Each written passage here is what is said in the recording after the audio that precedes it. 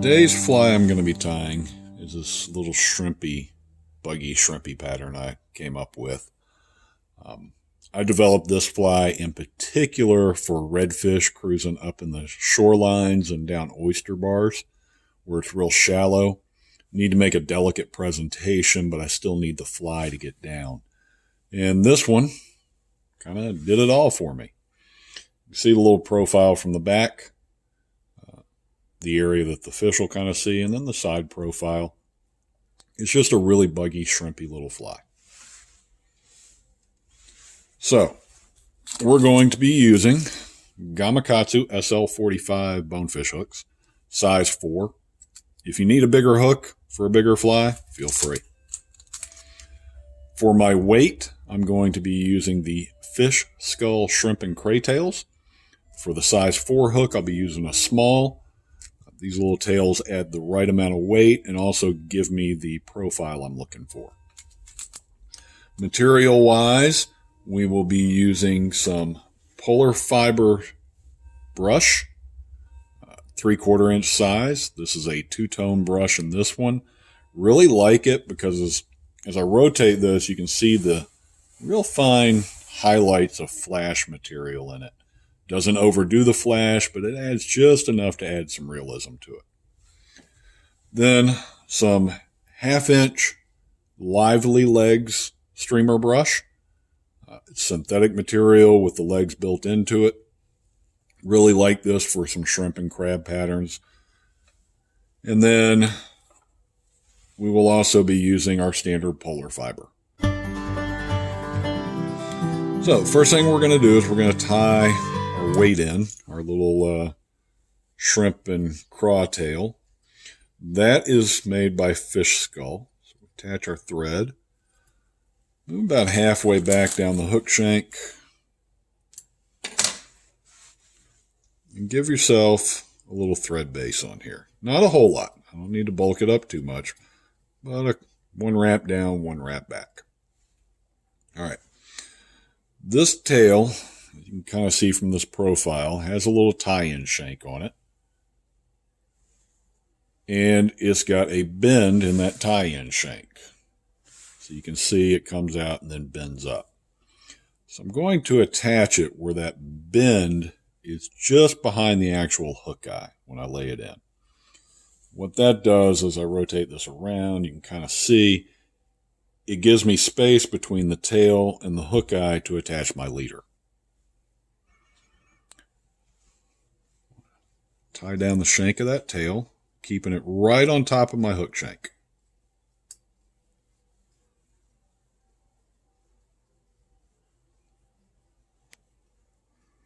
So it just stays right on top, nice and smooth. All right.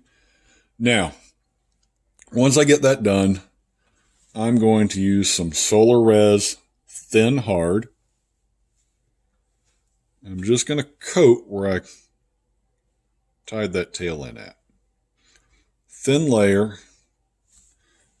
And this does 2 things. Number 1, it keeps me from having to have such a bulky thread base to keep this from moving.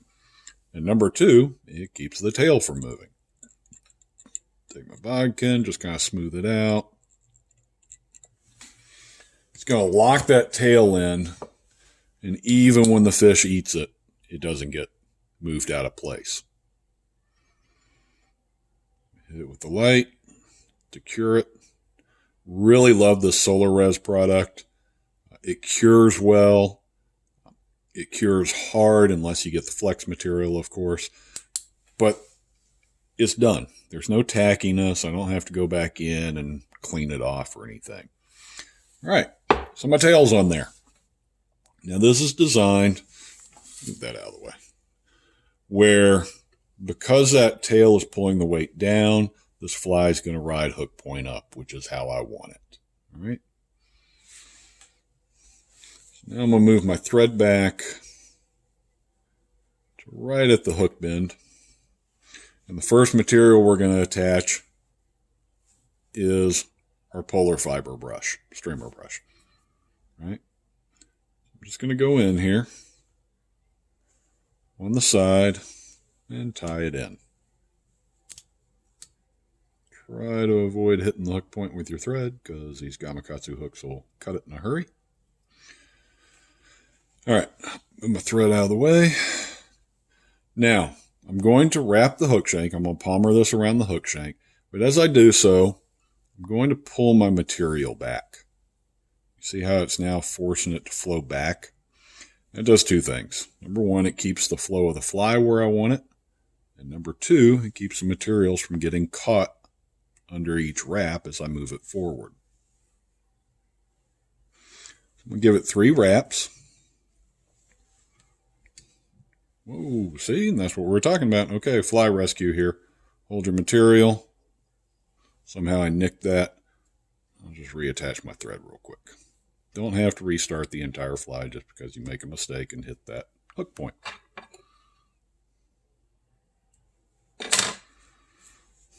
All right, tie this off. Now your bigger flies may require a few more wraps. That's fine. All right, cut my brush. Small diagonal cutters. I do not use my scissors. If you use your scissors, that's fine. I save my scissors though. This has a wire inside and you will dull your scissors and cause little gaps in the blade. So I'm going to pull my material back and just tie it off again. All right, see all these little fibers from where that thread went? There's another little tip if you're not familiar with it. Pull everything back, take your lighter, and just hit it real quick.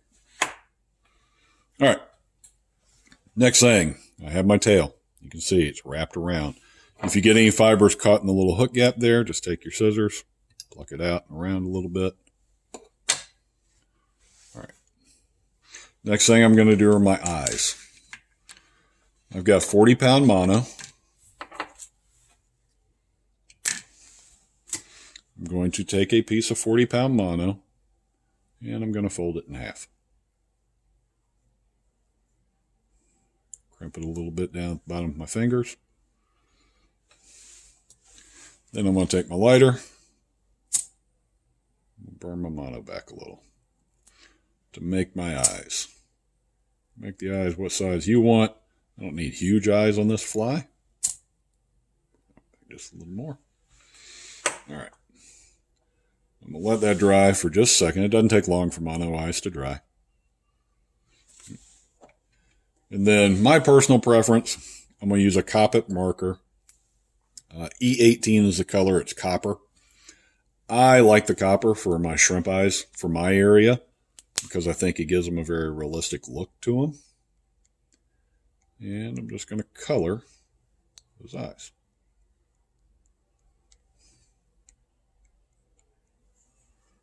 Color one.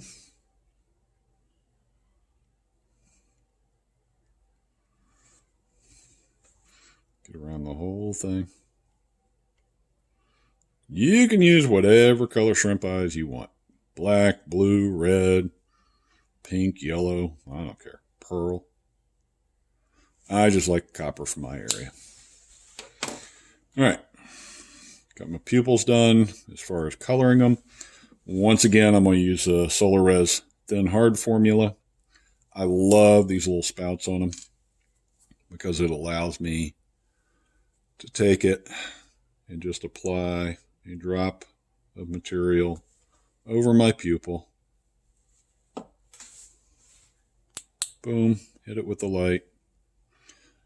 If you see, you can see it a little bit in the video, Solar Res, when you cure it, does smoke. That's actually part of the curing process, so don't freak out if you see that. I try not to breathe it in, but, you know. Boom. One eye done. Same thing with the other one.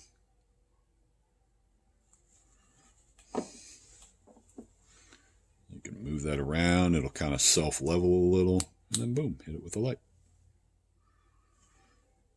I really do. I can't express how much I love the Solar Res products. All right. There are my 2 eyes. You can see how it's got that little bit of copper iridescence in it, and that's how my shrimp eyes in the water here look. All right. So I will then cut these.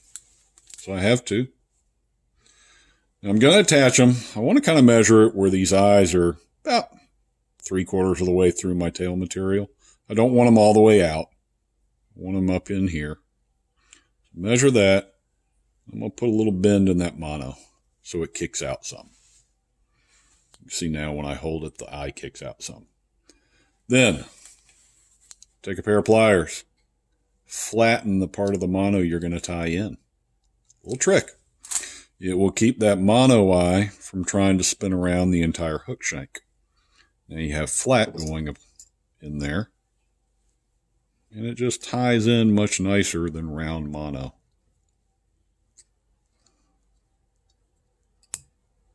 Alright, so I got one eye in. I'm going to rotate this up. And I'm going to do the same thing with this eye. I don't need a severe bend in this. I just want a little bend in it. I don't want them sticking out to the side, you know, at a 90-degree angle.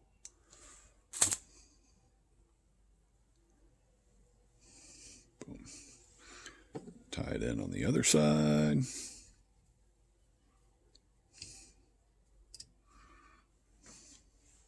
Cap that, put it back before I spill it. All right, so I have my two eyes in now. You can see eye and eye in the middle of my fingers. All right, and now as I rotate this up, you can see you're getting a definite shrimp look to this, a little buggy shrimp to it. All right, put this in. I'm going to make sure it's hook point down again. I'm going to take my Lively Leg streamer brush material. And the first thing I'm going to do for my tie-in point, I'm just going to trim some of this material and that leg out of the way. Just lets me see my tie-in point nice and clear to make sure I get that tied in. I have tried it without trimming before, and sometimes you'll miss the wire. And then you'll start to palmer, and the material just pulls out. All right. Attached. Threads move forward. I'm going to do the same thing that I do with my polar fiber brush. Grab my materials, pull them back as I palmer this and move it forward. Now, why do I have it hook point down? Well, number one, it allows me to see my material easier without that hook point in the way. And number two, my index finger that's up on top pulling stuff back does now not get pricked with that extra sharp Gamakatsu hook every time I do this, adding realistic blood to my fly. If you want realistic blood to your fly, leave it hook point up, and you'll wind up jamming your fingertip on there a few times.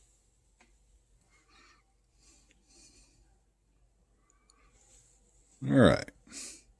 Few wraps, 4, maybe 5. I don't want it all the way up to the tail, so I just want it behind it a little bit.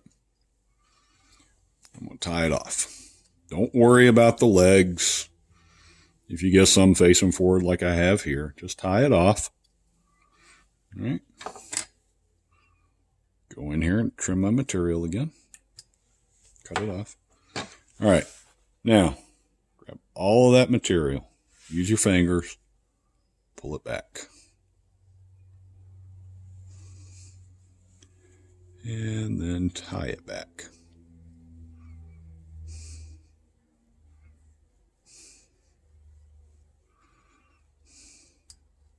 The main thing I'm worried about is the materials. I don't really care if I got a few legs coming forward, and I'll explain that in a second. I'm going to let go.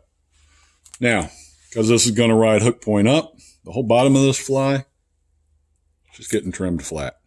I don't need those little rubber legs in there. All these little rubber legs, guess what? They're going bye-bye too. Don't need them. I'm just going to trim them down really nice and short. Same thing on that one and that one.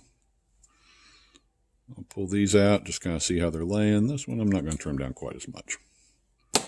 Yeah. I don't like how that looks sticking up. All right. So I still have plenty of legs on the back here, which is where I want them. And now right in here is where I'm going to attach my polar fiber. I don't want a huge clump of polar fiber. Just half a width of a number 2 pencil maybe at the base when you trim it off.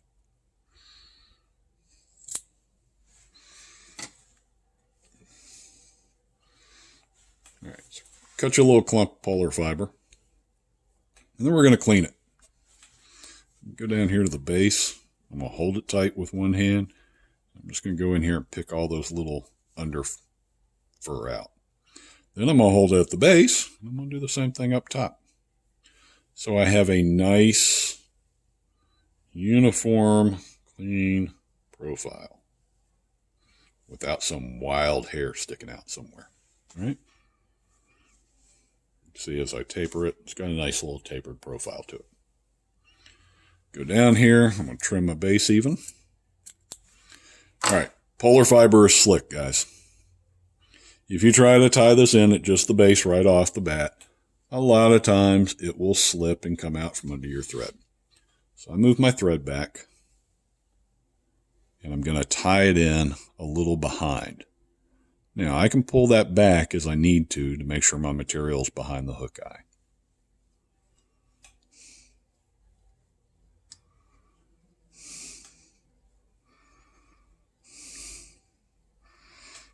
Then I'm going to pull it forward. I'm going to wrap a couple of wraps behind it. Just gives me a little extra security for that tie-in. That one little leg there that I kind of cut off that suddenly decided to come out.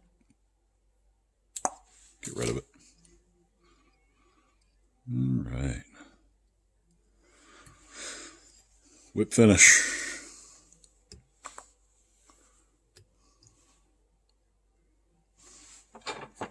Trim your thread off.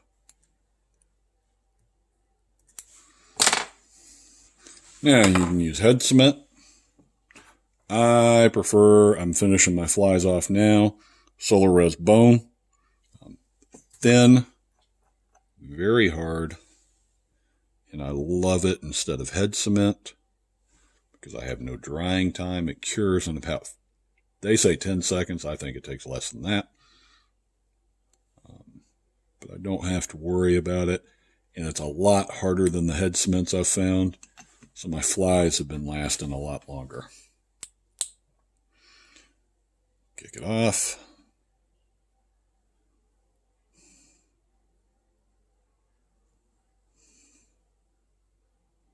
Boom. All right, last thing I'm going to do, I'm going to take my black Copic marker, number 110, they call it special black, whatever. Pull my wing forward a little bit. I'm going to bar this wing. I think a barred wing gives a little more realistic look in the water. All right. There it is. It's done. It is a quick, simple fly. Materials are available in all types of colors. Okay. So you can imitate pretty much any little shrimp in your area. Pinks, shrimp, what they call shrimp colors, tans, olives, browns, you name it, it's available.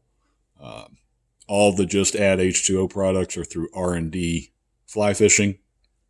They have a huge list of colors and sizes to choose from. The shrimp tails by Fish Skull are available in a couple of sizes, small and large. So depending on the size you need there. But just a simple little fly, but super effective.